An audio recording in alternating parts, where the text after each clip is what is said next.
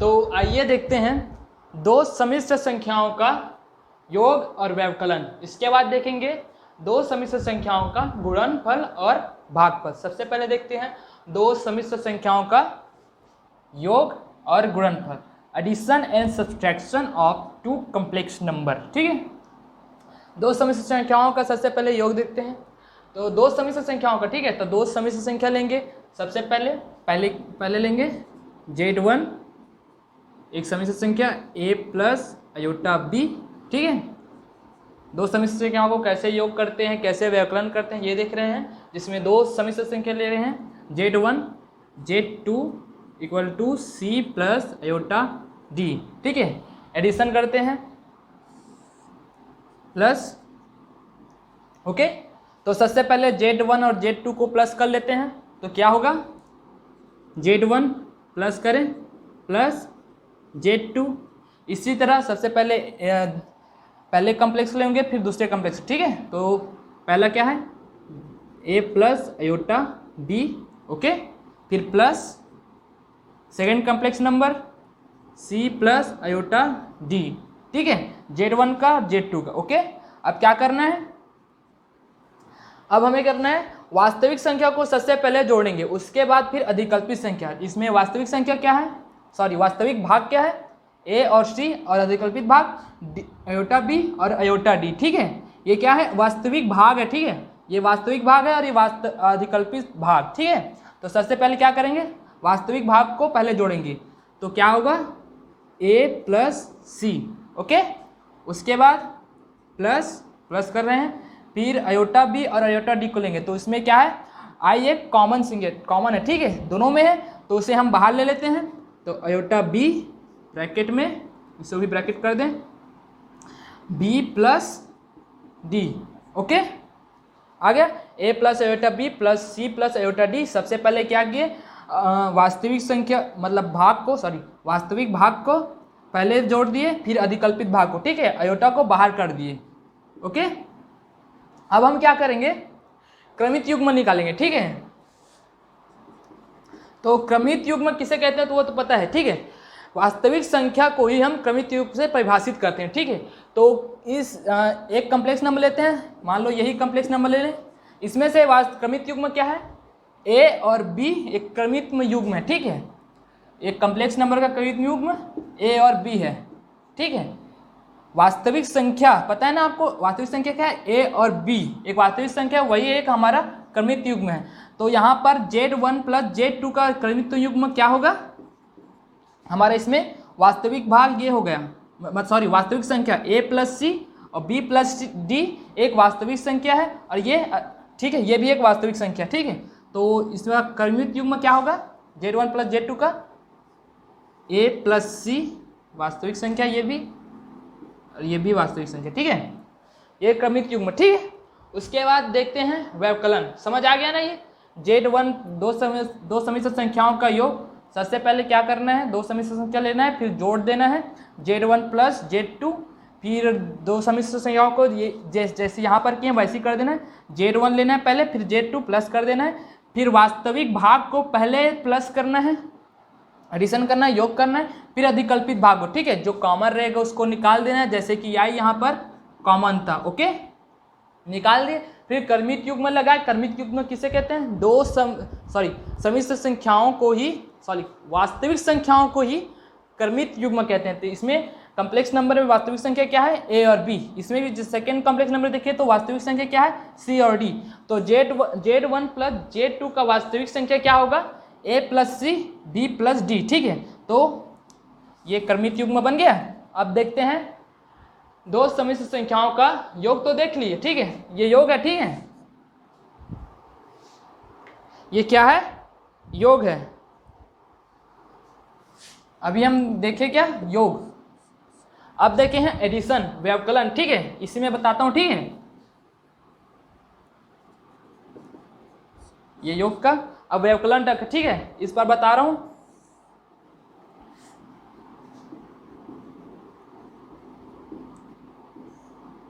व्यवकलन, इसमें भी दो सम्मिश्र संख्या लेना है। ठीक है, Z1 equal to a plus iota B. Okay, फिर Z2 लेना है, Z2C प्लस आयोटा D। व्यवकलन करना है मतलब माइनस करना है, घटाना है तो माइनस। ओके, अब क्या करना है, Z1 को Z2 से माइनस कर देना है, जैसे यहाँ पर किए। तो Z1 minus Z2 equal to Z1 की जगह ये कम्प्लेक्स नंबर रखेंगे, फिर Z2 की जगह ये कम्प्लेक्स नंबर, ठीक है, माइनस वैसी। तो A plus iota B। Okay, minus रख दें, कोष्टक ही लगा देते हैं माइनस, क्योंकि माइनस है। अब अभी चिन्ह में फेरबदल करना नहीं चाहते, ठीक है, माइनस सेकेंड कम्प्लेक्स नंबर ले C प्लस आयोटा D। अब सॉल्व करते हैं, ठीक है। तो क्या करना है, सबसे पहले सॉल्व नहीं करना है, पहले ब्रैकेट हटा दो, ठीक है, इसमें का, क्योंकि सबसे पहले माइनस का माइनस प्लस के साथ जो होता है वो कर दें, plus iota B minus plus minus C minus plus minus iota D। Okay, अब क्या करना है, वास्तविक भाग को वास्तविक भाग के साथ माइनस करना है और अधिकल्पित भाग को अधिकल्पित भाग के साथ माइनस करना है। तो वास्तविक भाग क्या है इसमें, A और C। तो A यहाँ पर माइनस C है, माइनस C, ठीक है, ब्रैकेट। ओके, फिर क्या करना है, प्लस, ये जो प्लस है प्लस, अब जो आयोटा B लेंगे माइनस आयोटा D, जिसमें से minus sorry iota I common है, उसे बाहर निकाल देंगे, ठीक है। तो I हम बाहर कर दिए, बचा क्या, B माइनस D। ओके, तो ये कम्प्लेक्स नंबर तैयार हो गया Z1 माइनस Z2 का, Z1 माइनस Z2। अब पता है हमें इसके बाद क्या करना है, क्रमित युग्म निकालना है, ठीक है। तो क्रमित युग्म किसे कहते हैं वो तो पता है, अब निकाल देते हैं। क्या होगा इसका, वास्तविक संख्या क्या है इसका, A माइनस C और B माइनस D, ठीक है। तो इसका क्रमित युग्म क्या होगा, A minus C B minus D। Okay, ये हो गया व्यवकलन, ठीक है। क्या किए, माइनस किए, ठीक है, Z1 को Z2 के, Z1 माइनस Z2, फिर A plus iota B Z1 वाले भाग को रख दिए, फिर माइनस Z2 वाले भाग को C प्लस आयोटा D।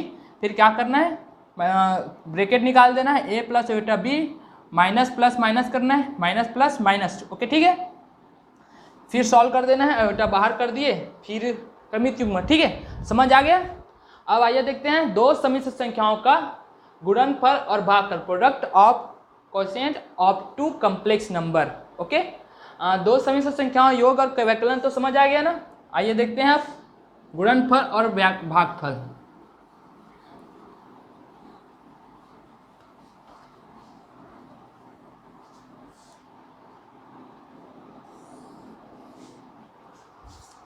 गुणनफल और भागफल देखेंगे, इसमें भी हमें दो सम्मिश्र संख्या लेना है, लिखा है। सबसे पहले हम गुणनफल देखते हैं,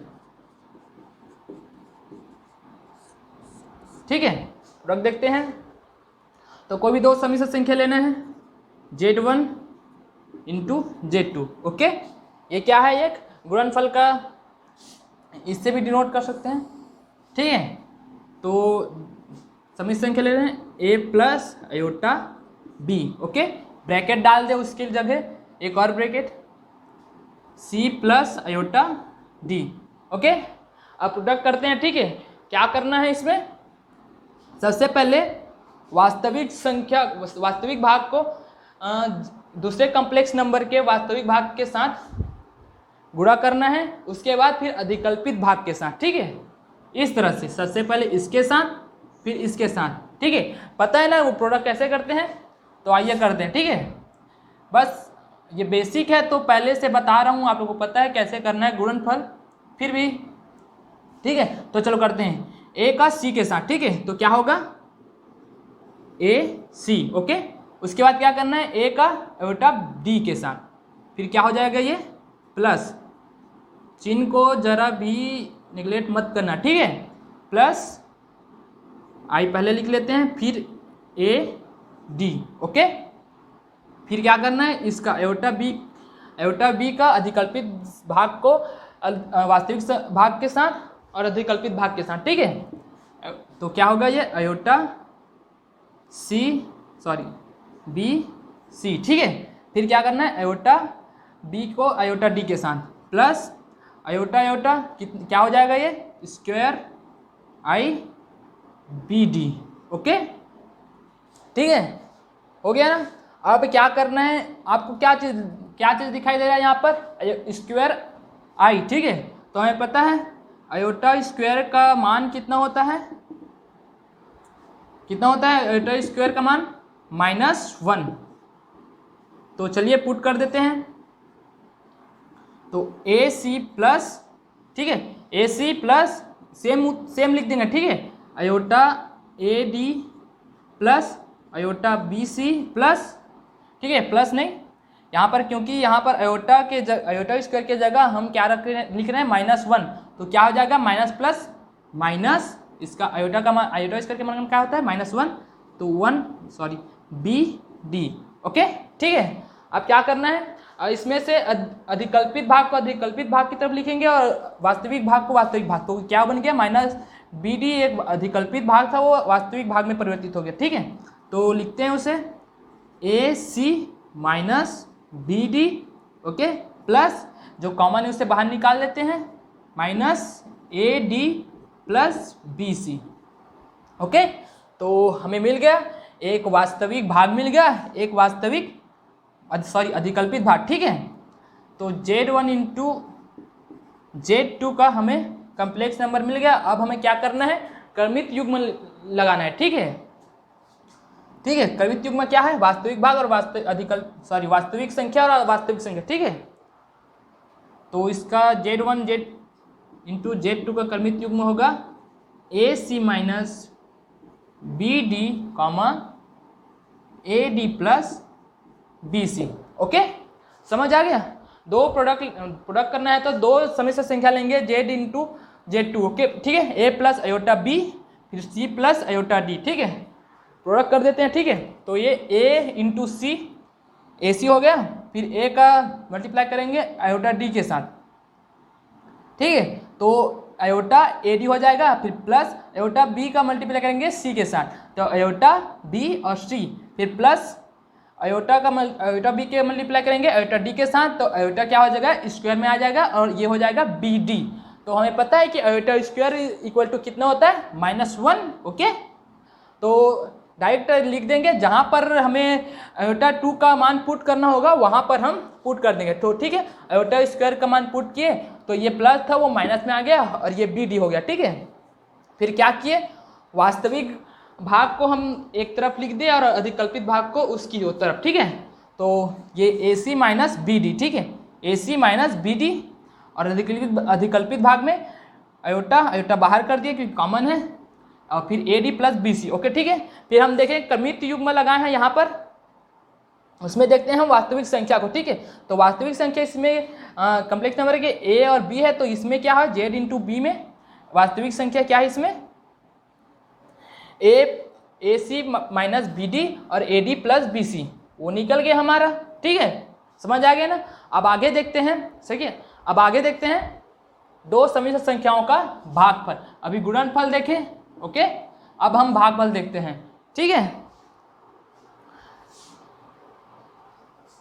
ठीक है। आगे आने वाले जितने भी क्वेश्चन है इसी माध्यम से सॉल्व करेंगे, चाहे वो एडिशन को, सब्ट्रैक्शन का हो या प्रोडक्ट का हो या क्वेश्चन का, ठीक है। अब देखते हैं हम भागफल,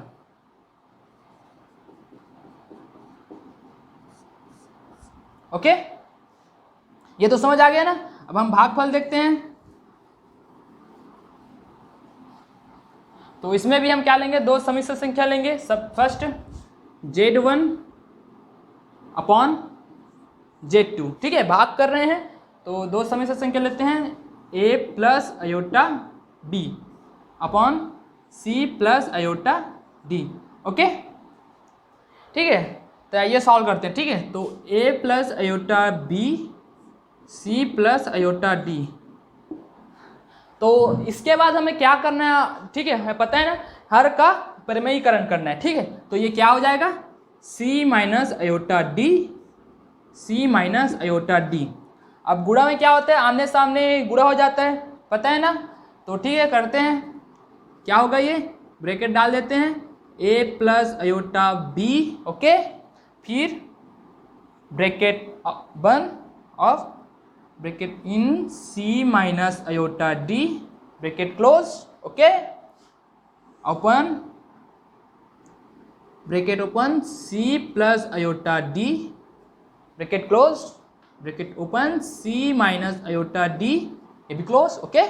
अब क्या करें, हम मल्टीप्लाई करेंगे, ठीक है। मल्टीप्लाई अभी थोड़ी देर पहले किए थे, आइए इससे भी करते हैं। तो क्या होगा, ये a इंटू सी, ए का सी से मल्टीप्लाई करेंगे ए सी हो जाएगा, फिर ए का मल्टीप्लाई करेंगे माइनस आई डी से, ठीक है। तो ये क्या हो जाएगा, minus plus minus A iota A D, okay. अब क्या करना है, आयोटा बी का मल्टीप्लाई करना है सी के साथ और माइनस आई डी के साथ, ठीक है। तो प्लस आयोटा आई आयोटा बी सी, ओके, फिर माइनस माइनस प्लस माइनस होगा, फिर माइनस आयोटा का मल्टीप्लाई करेंगे तो ये क्या हो जाएगा, स्क्वायर आई स्क्वायर, फिर ये हो जाएगा बी डी, ओके, अपॉन बट्टे, फिर ये क्या है, अलजेब्रा का फॉर्म में आ गया, ठीक है।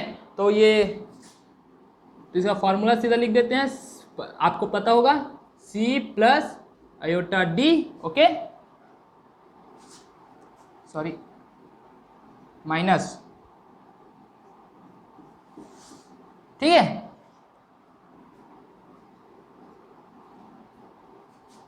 ओके, अलजेब्रा के फॉर्म में आया था, अलजेब्रा के फॉर्मूला के, ठीक है। तो लिख दिए सी स्क्वायर माइनस आई डी का स्क्वायर, ठीक है। अब आगे देखते हैं, ठीक है। आगे कुछ नहीं करना है, बस ना आई स्क्वायर है तो आई स्क्वायर का फॉर्मूला पता है हमें, आई स्क्वायर इक्वल टू -1, ठीक है। वो पुट कर देते हैं सबसे पहले, A C minus iota A D plus minus plus iota B C, फिर जैसे ही पुट करेंगे तो ये क्या हो जाएगा, माइनस है, minus minus plus B D, okay, upon फिर ये सी स्क्वायर हो जाएगा, और यहाँ पर भी पुट करेंगे तो ये क्या हो जाएगा, minus minus plus D square, ठीक है, ओके। अब इसके आगे देखते हैं, अब क्या करना है, इसके वास्तविक भाग को और अधिकल्पित भाग को अलग लिखना है, ठीक है। तो क्या है यहाँ पर, A C plus D B D, ठीक है, ए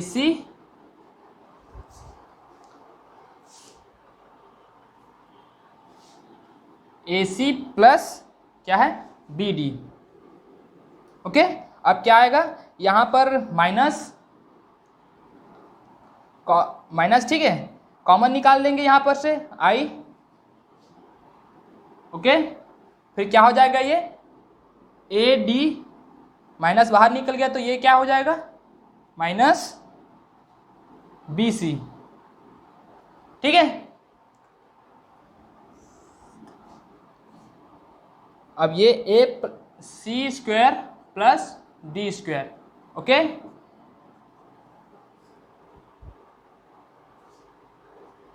ठीक है। अब क्या करना है, दो भागों में बांट देना, ठीक है। तो A C plus B D C square D square minus iota A D minus B C C plus D square, okay. ये हो गया Z1/Z2 का आंसर, ठीक है। अब क्या करना है, क्रमित युग्म लगाना है, ठीक है। तो उसमें पता है क्या करना होता है, सम्मिश्र संख्याओं का वास्तविक संख्याओं को लिखना होता है, ठीक है। तो इसमें वास्तविक संख्या क्या है अपना, a C plus B d upon c square plus D square और A D minus B c upon c square plus D square, ठीक है। तो इसका क्रमित युग्म क्या होगा, Z2 a C plus B D c plus D square, okay, a D minus B C c square D square, ठीक है। ये हो गया, तो समझ आ गया। सबसे पहले क्या किया, भाग में दो प्रोडक्ट लिए, दो कॉम्प्लेक्स नंबर लिए, Z1/Z2, तो a plus iota b upon c plus iota d, ठीक है। उसके बाद क्या किया यहाँ पर हर का प्रमेयीकरण, ठीक है। उसके बाद हमने किया हर का प्रमेय करने के बाद ए सी माइनस आयोटा डी लिए सॉरी अपॉन सी माइनस आयोटा डी, फिर क्या किए प्रोडक्ट मल्टीप्लाई कर दिया, ठीक है। ए का सी के साथ, ए का आयोटा डी आई डी के साथ, ठीक है, सॉरी आयोटा डी के साथ ए सी, ठीक है। उसके बाद आयोटा ए डी, फिर आयोटा बी का गुणा किए आयोटा बी सी, फिर आयोटा स्क्वायर बी डी। उसके बाद फिर ये अलजेब्रा के फॉर्मूले में आया, ठीक है। तो उस क्या किए इसमें फार्मूला पुट कर दिए, तो ये इस फॉर्म में आ गया c square minus iota d whole square, ठीक है। उसके बाद क्या करना है आयोटा आई का फॉर्मूला चिपका देना है, ठीक है, पुट कर देना है। तो क्या होता है आयोटा स्क्वायर का मान -1, तो पुट किए तो ये माइनस था वो प्लस में हो गया, और यहाँ भी माइनस था वो प्लस में हो गया, ठीक है। तो इस फॉर्म में आ गया। उसके बाद क्या करना है, जो अधिक वास्तविक संख्या है, सॉरी वास्तविक भाग है, वास्तविक भाग की तरफ लिखेंगे और अधिकल्पित भाग को अधिकल्पित भाग की तरफ, ठीक है, ठीक है। तो A C plus B D, ठीक है, ये कम्प्लेक्स नंबर का हमें आ रहा क्या है, ये वास्तविक भाग है, ठीक है। ए सी प्लस बी डी, फिर माइनस आई कॉमन तो बाहर निकाल दिए, A D minus B C हो गया, ठीक है। उसके बाद क्या किए हमें दो भाग में बांट दिए कि दोनों सेम ही है, ठीक है, इसका मतलब सेम ही है, ठीक है। ऐसा भी लिखेंगे फिर भी सही है, ऐसा भी लिखेंगे फिर भी सही है। तो कम्प्लेक्स नंबर बनाने के लिए, ठीक है, ए सी plus B d upon c square plus D square plus iota A D minus B C plus upon c square plus D square, ये कम्प्लेक्स नंबर में आ गया। उसके बाद हमने क्रमित युग्म में चेंज कर दिया।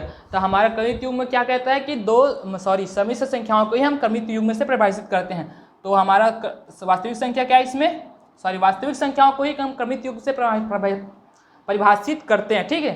तो ये हमारा पहला मिल गया वास्तविक संख्या, ठीक है। तो समझ आ गया। अब आगे हम कुछ और इसके गुणधर्म के बारे में जानेंगे, ठीक है। चलो अभी देखे थे हम दो समिश्र संख्याओं के योग, भागफल, गुणनफल, ठीक है। अब हम देखते हैं समिश्र संख्याओं के योग के गुणधर्म, ठीक है, properties of addition of complex number, okay. जिसमें देखेंगे संवरक नियम, कर्म विनिमय नियम, सचार्य नियम, योज्य तत्समक और योज्य प्रतिलोम। तो सबसे पहले देखते हैं संवरक नियम, क्लोजर लॉ। यदि संवरक नियम कहता है यदि Z1 और Z2 कोई दो समिश्र संख्याएं हैं, दो समिश्र संख्या है, यदि Z1 और Z2 कोई दो समिश्र संख्याएं हैं तो Z1 प्लस Z2 भी एक समिश्र संख्या होगी, ठीक है। पीछे हमने पढ़े थे कि दो समिश्र संख्याओं का योग, जिसमें हमने दो समिश्र संख्याओं का योग किए थे, मतलब वो भी एक समिश्र संख्या ही होगी। दो समिश्र संख्या Z1 और Z2, उसका योग करेंगे Z1 प्लस Z2 तो वो भी एक समिश्र संख्या होगी, ओके। संवरक नियम यही कहता है। दूसरा है क्रम विनिमय नियम, कम्यूटेटिव लॉ, ठीक है। तो ये कहता है यदि Z1 और Z2, ठीक है, यदि Z1 और Z2 कोई दो समिश्र संख्याएं हो तो, यदि Z1 और Z2 कोई दो समिश्र संख्याएं हो तो Z1 प्लस Z2 और Z2 प्लस Z1 अर्थात दो समिश्र संख्याओं का योग उनके जोड़ने के क्रम पर निर्भर नहीं करता, ठीक है। दो समिश्र संख्याएं हैं Z1 और Z2, उसे हम योग करेंगे, ठीक है, Z1 प्लस Z2, चाहे हम इसे Z2 को Z1 की जगह रखें या फिर Z1 को Z2 की जगह रखें, कोई परिवर्तन नहीं होगा उसके योग में, ठीक है, चाहे उसके क्रम में हम जितना भी परिवर्तन कर दें, ठीक है। क्रम विनिमय नियम यही कहता है, चाहे Z1 प्लस मतलब दो समिश्र संख्याओं का योग उनके जोड़ने के क्रम पर निर्भर नहीं करता, ओके। अब देखते हैं सहचर्य नियम, एसोसिएटिव लॉ, ठीक है। ये कहता है यदि Z1, Z2, Z3 कोई तीन समिश्र संख्याएं हो तो, ठीक है, Z1, Z2, Z3 तीन समिश्र संख्या लिए, उसे हम जोड़ते हैं, ठीक है। Z1 plus Z2 plus Z3 equal to Z1 plus Z2 plus Z3 plus, ठीक है, प्लस नहीं सॉरी, ओके। ये कह रहा है कि अगर हम Z1 प्लस Z2 जोड़े या फिर Z2 प्लस Z3 जोड़े, कहीं से भी जोड़े, Z1 प्लस Z2 जोड़े या फिर Z2 प्लस Z3 जोड़े, इसका योग में कोई परिवर्तन नहीं होगा। मतलब इसके क्रम में कहीं से भी आप जोड़ सकते हो, ठीक है, उसके योग में कोई चेंजेस नहीं आएगा। ओके, साहचर्य नियम यही कह रहा है। ओके, इसके बाद देखते हैं योज्य तत्समक, एडिटिव आइडेंटिटी, ठीक है। सम्मिश्र संख्या 00, सम्मिश्र संख्या 00 में एक ऐसा अद्वितीय गुण है कि जब इसे किसी अन्य सम्मिश्र संख्या में जोड़ा जाता है तो योग अपरिवर्तित रहता है। दूसरे शब्दों में भी देख ले, प्रत्येक सम्मिश्र संख्या, ये भी एक सम्मिश्र संख्या है, Z1 equal to x1 plus iota y1 के लिए x1 y1 प्लस 00 कर दे तो उसका योग x1 y1 आएगा, ठीक है। सम्मिश्र संख्या 00 मतलब 0 सम्मिश्र संख्या में एक ऐसा अद्वितीय गुण है कि जब इसे किसी अन्य सम्मिश्र संख्या में जोड़ा जाता है तो योग अपरिवर्तित रहता है, ठीक है। कोई भी 0 सम्मिश्र संख्या से अगर जोड़ा जाए किसी अन्य सम्मिश्र संख्या तो उसका योग दूसरे सम्मिश्र संख्या जैसा आएगा, ठीक है। जैसे x1 एक y1 को 0 सम्मिश्र संख्या से जोड़े तो उसका योग आएगा x1 y1। ओके, समझ गए योज्य तत्समक। अब आते हैं योज्य प्रतिलोम, एडिटिव इनवर्स, ठीक है। इसमें क्या है, Z1 a b सम्मिश्र संख्या है तो Z2 माइनस a और माइनस b का योज्य प्रतिलोम है, ठीक है। Z1 a b सम्मिश्र संख्या Z2 minus a minus b का योज्य प्रतिलोम है, ठीक है। अगर ये प्लस है, कोई भी कॉम्प्लेक्स नंबर प्लस में है तो वो उसका इनवर्स योज्य प्रतिलोम होगा, ठीक है। यदि Z2 माइनस है तो उसका योज्य प्रतिलोम क्या होगा, प्लस होगा। अगर Z2 प्लस है तो उसका योज्य प्रतिलोम क्या होगा, माइनस होगा। ओके, इसके आगे हम देखेंगे। ओके, तो सबसे पहले आप तो समझ गए क्या किसे कहते हैं, संवर्ग नियम, क्रमनिर्णय नियम, साहचर्य नियम, योज्य तत्समक और योज्य प्रतिलोम, ठीक है, किसे कहते हैं, क्या होता है इसमें। इसके बाद हम देखेंगे सम्मिश्र संख्या के गुणों के धर्म, सम्मिश्र संख्या के गुणनफल के गुण धर्म। ओके।